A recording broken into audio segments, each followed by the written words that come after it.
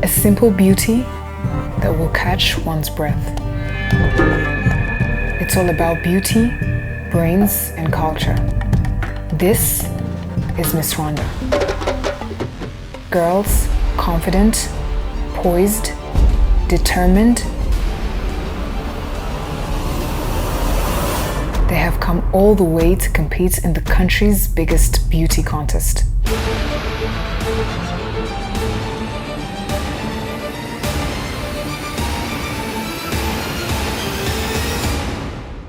Miss Rwanda 2021. Welcome back to Miss Rwanda 2021, a competition that is all about beauty, brains, and culture. We have reached the dialogue part of the session where we're going to be talking to some of the top 20 finalists as they find out about their lives, how they feel about possibly taking home the crown, as they tell us about how confident or how scared they might be.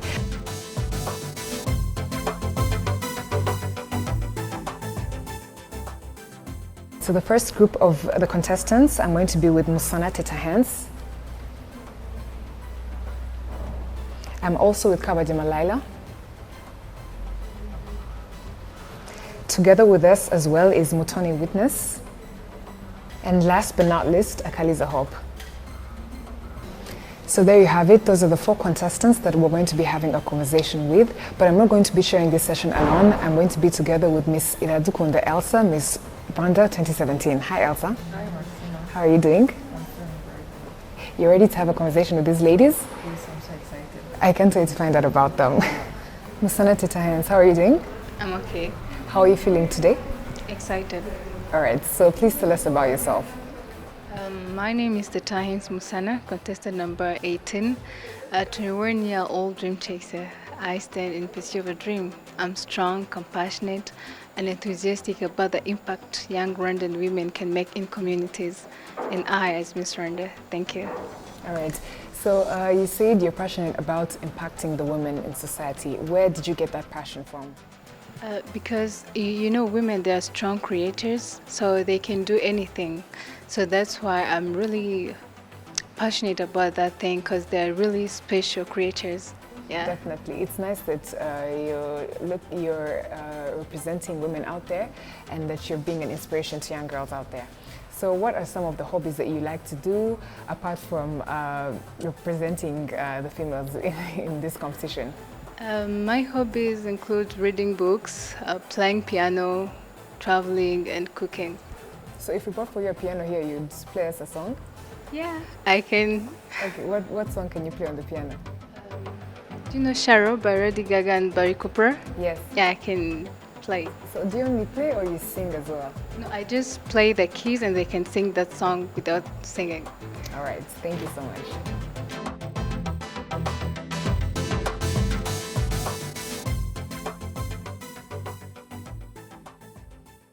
Kabagema Laila umeze gute? Meze neza cyane. Niwe mukobwa wa mbere wabonye amajwi menshi kurusha abandi. Nirihe banga wakoresheje? Ibanga naryo usibye support nabonye nakuye mu inshuti cyane mu muryango wanjye bari bamfitiye icyizere nagera nyifitiye kandi babonaga nshoboye rero baranshyigikira cyane kugira nzagere ku nzozi zanjye. Bigomba kuba bitanga imbaraga cyangwa se bitera ibyishimo kubona ufite support system ingana kuriya. Bitera ibyishimo cyane, bimana courage cyane, bima icyizere ko mfite abantu banshyigikiye bigatuma numva mfite ubushake bwo gukora cyane. That's really nice. So watwibwira birambuye. Amazina yanjye nitwa Kabagema Laila, nkaba mfite imyaka 19, nkaba ndi nimero 11. Niga medicine, ngeze mu mwaka wa 2 ya pre-med muri Medical University of Warsaw iba muri Pologne. Wiga medicine. Niki cyakwinspire kwiga gushaka kuba umuganga?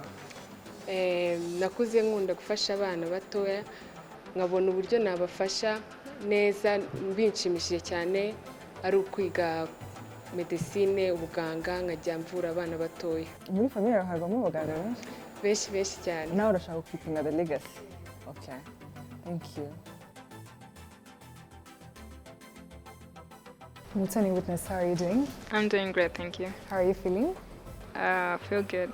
All right, so how does it feel to be part of the top 20? Well, I feel honored and I feel grateful and thankful to be here. All right, so please tell us about yourself.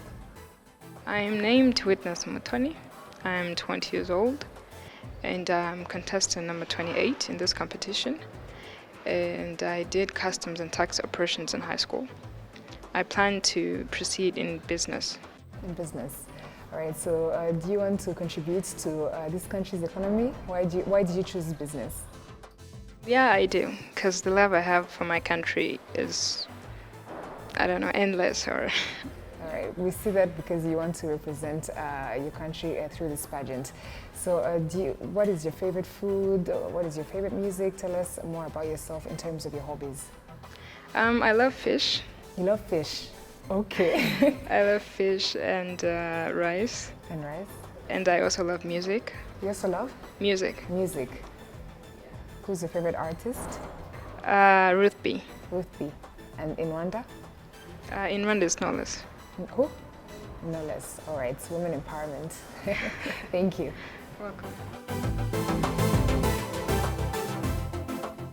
Akiliza aho kumeze gute? Meze neza. Twongeye turahuye muri Miss Rwanda. Yego. Niki cyatumye udacika intege kumva ko nubwo umwaka ushize utabashije kwegukana ikamba ushobora kugaruka undi mwaka ugahatana? Nuko ibintu mbikunze, it's my passion, kandi ikintu ukunda uhozaho. Okay, that's really nice. So watwibwira birambuye. Murakoze, amazina yanjye ni Akaliza Hope, mfite imyaka 20 y'amavuko, niga procurement mu mwaka wa 2 wa kaminuza. Yeah. Ese watubwira ibyo ukunda, ese ukunda guteka, ukunda kuririmba, hobbies zawe muri make? Nkunda kugira inshuti nshyashya, nkunda music, nkunda gutravelinga cyane, kugenda ahantu hari ibyiza nyaburanga, ndumva ari ibyo ngibyo nkunda cyane. Okay, so nukuvuga ko abakobwa bose muri kumwe ngo mwamaze kuba inshuti. Cyane. Okay, ni byiza cyane urakoze. Yeah, thank you. All right, Tete Hands. So now that we know something about you, please tell us about your Miss Rwanda journey 2021. How was it from sending in your video, your auditions, to reaching into the top 20 bootcamp? Tell us all about that. The journey was amazing, but also full of surprises. Like we heard online sending of videos so that they can select, and also pre-selection, how it happened. We were all here together in the boot camp, and it was really fun, like sharing ideas with friends, and also, this COVID-19, we had to follow rules and regulations, but it was really fun, yeah. So when you heard that Miss Rwanda was going digital, did it make you scared, or you thought it was going to give you a better chance of getting the crown? I took it as an opportunity because it's experiencing new things, new experience. So I a bit enjoyed it. Yeah. Right. Thank you.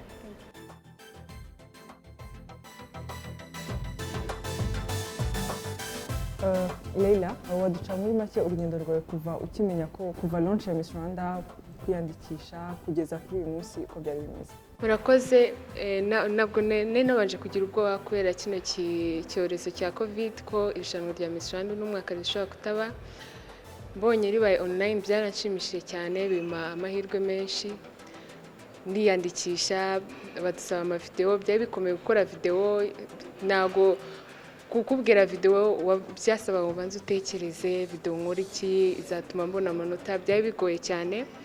Ako twabiciyemo bahitamo bya pre-selection, harimo ubwoba cyane, twe dufite ubwoba, twageze stage ubwoba ko ari experience ugize bwa mbere, ako twabiciyemo neza, turakomeza n'ubu nishimiye ahantu ngeze. Dusubiye inyuma ku munsi batangazaga abakobwa bari bagiye kujya mu kindi cyiciro cya pre-selection, wari umeze uwo munsi, tubwire kuri uwo munsi ukuntu byari byifashe, ese wumvaga ufite ubwoba, ese barimo baratangaza abantu kuri televiziyo, wumvaga muri wowe wumvaga umeze ute? Bajya guhitamo 37, nawe mfite ubwoba cyane, nta nubwo nzi ko nakomeje, nabonye ayo mahirwe, ako mbonye ko nakomeje byamaye amahirwe cyane, binyobokamo icyizere kinini cyane. Nawe mfite ubwoba ariko ntabwo yari cyane. Okay, merci beaucoup. All right, so can you please tell us your Miss Rwanda journey 2021 from the beginning when you sent out your auditions, pre-selection, and entering the bootcamp phase? At first, the moment I saw an Instagram post that registration had begun, I knew that was the time for me. I knew I had to do it because I had been thinking about it for a long time. So I went for it, I registered, and I sent my video, which was a bit of a challenge, but it was great, and I got selected, which made me feel happy and given a chance to express myself and my ideas.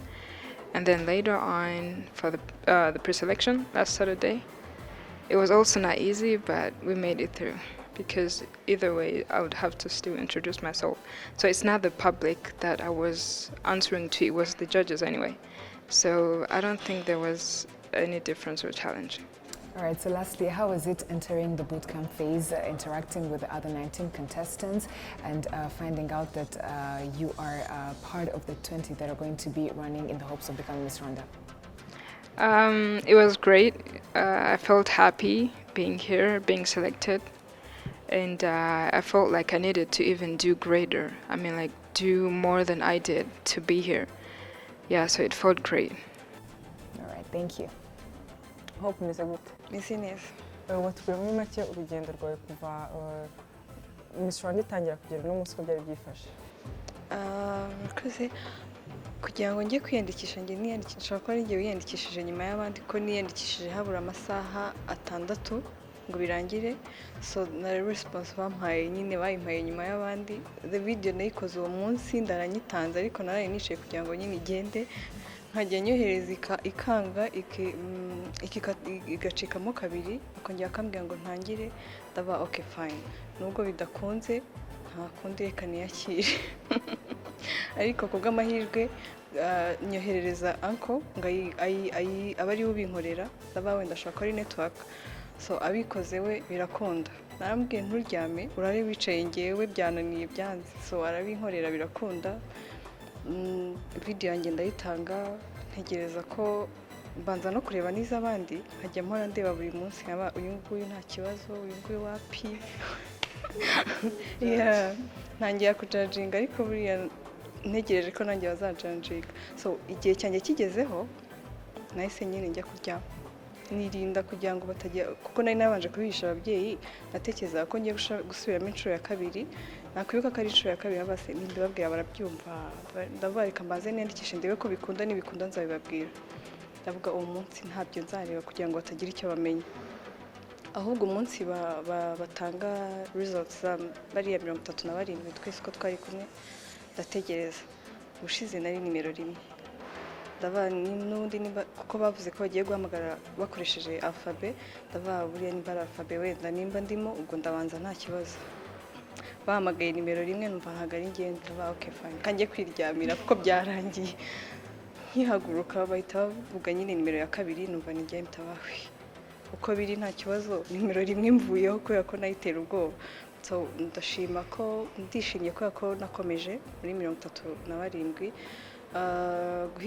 kuba barampisemo muri 20 bakomeza, ntabwo nabyo nari mbyizeye. I was doubting kubera ko nabonaga abakobwa bose bahisemo bashoboye pe cyane, bafite ubwenge. So ndatekereza ngomba kwiyakira, ikiri buze igisubizo cyose ngomba kwiyakira. Ndategereza barahamagara, hasigaye abantu 2 bonyine kugira ngo bampamagare, nari maze kwiheba. Mfata amakanzu yanjye, mfata n'inkweto mu ntoki, nsubiraho twari tugiye kwicara. Mu gihe ngiye gusubirayo numva bahamagaye nimero 2, naje namanitse amaboko hejuru bamuvire mu nzira ngende. So thankful kubera ko nyine bampisemo. Nagiye okay, nabanje nyine kutabyumva neza ko ndimo muri abo 2 babanyuma basigaye, numvaga hari abandi bahari batoranye. So kuba barampisemo I'm lucky. So experience ubu ngubu mfite kuba twatangiye bootcamp ni nziza. Abakobwa bose nyine turi inshuti cyane. Yeah. All right. So, as a female contesting in today's beauty pageant, which is also part of the sports industry, how do you think you can motivate females to be more involved in sports activities all over the country? I think there is much more we can do for young ones than we can do for our generation now. So I think they need to promote talents in our little brothers and sisters so that they can grow up having talents, and they have to love sports. So I think we have to teach them how to love sports and how to develop their talents. Yeah, I think that would be really amazing for Rwanda. Yes, Kabagema ayo mugenzi wawe Teta akomeje ku kintu igihugu cyakora kugira ngo siporo igere ku ruhando mpuzamahanga. Wowe nka Leila wumva siporo ubundi ifite akahe kamaro? Murakoze, siporo ifite akamaro kenshi cyane. Siporo iri mu bintu bituma umubiri ukomera, ukagira strong immune system ishobora kukurinda kuba warwara indwara izo zose. Ndumva ari cyo kamaro kibanze ka siporo, kuko ituma ugira ubuzima bwiza, gatuma unakomera ku buryo utapfa kurwara indwara iyo ari yo yose. Ese undi ukora hari siporo runaka iri specifically ukora? Iri specific? Ukora iyo siporo? Nkunda kwiruka. Jogging. Okay. Jogging ni siporo ikomeye kandi urumva ko ari siporo ikoresha umubiri wose, amaboko, amaguru. That's really nice. Murakoze na. Musoni Witness. So the government likes to encourage youth to save. Why do you think saving is important? Thank you. I think saving is important because it saves you a lot of problems. That is financially. If you live for just today and you don't plan for what's coming tomorrow, you don't really have a great future. The world we live in now is the world of planning what's coming, know how you're going to handle tomorrow. Because if you don't, then it's going to be hard for you. That's why you find people always complaining, I don't have a great life, I don't have this, that person does. And it leads to a lot of problems. Generally it does, yeah. So I think it's important because it gives you a great life. Yeah. Right. So, as a person who is planning to study business, have you started saving already? Are you planning to save in the future? What are your plans for saving? Yeah, I have. I've started saving because I've been doing it for a long time anyway.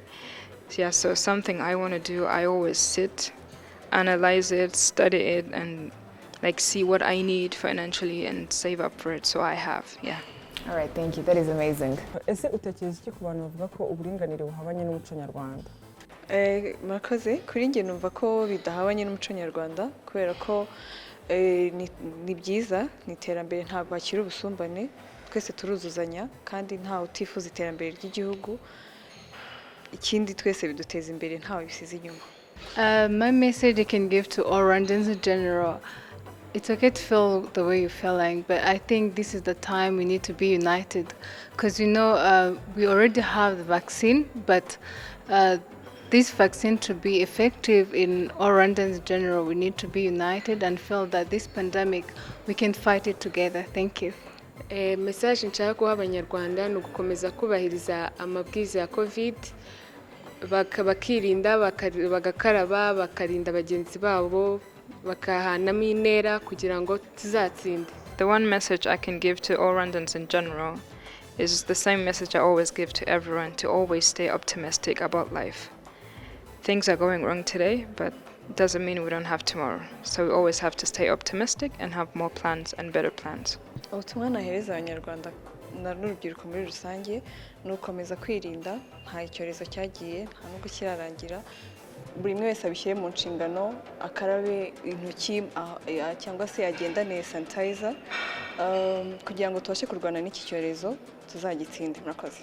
Yes, Elsa, as you heard, those are the 4 contestants as they told us about themselves, how they told other people to prevent themselves from contracting the virus, as well as telling us about their journey in Miss Rwanda. Yeah, these ladies are amazing. They're really brilliant, and I can't wait to see what comes next. Definitely. So there you have it. Those are the 4 contestants that me and Elsa discussed with as they told us about their journey from the initial stages of the auditions in Miss Rwanda, them telling us a little bit about themselves, as well as how they are telling people to stay away from the virus. So I'd like to remind you to stay tuned on the different social media platforms of Miss Rwanda, as well as watching it on KC2 every day from 9 p.m. as you get to find out how the stages are going and the bootcamp phases. Remember to stay tuned for the finale, which is going to be taking place on March 20th. Everywhere you go, MTN.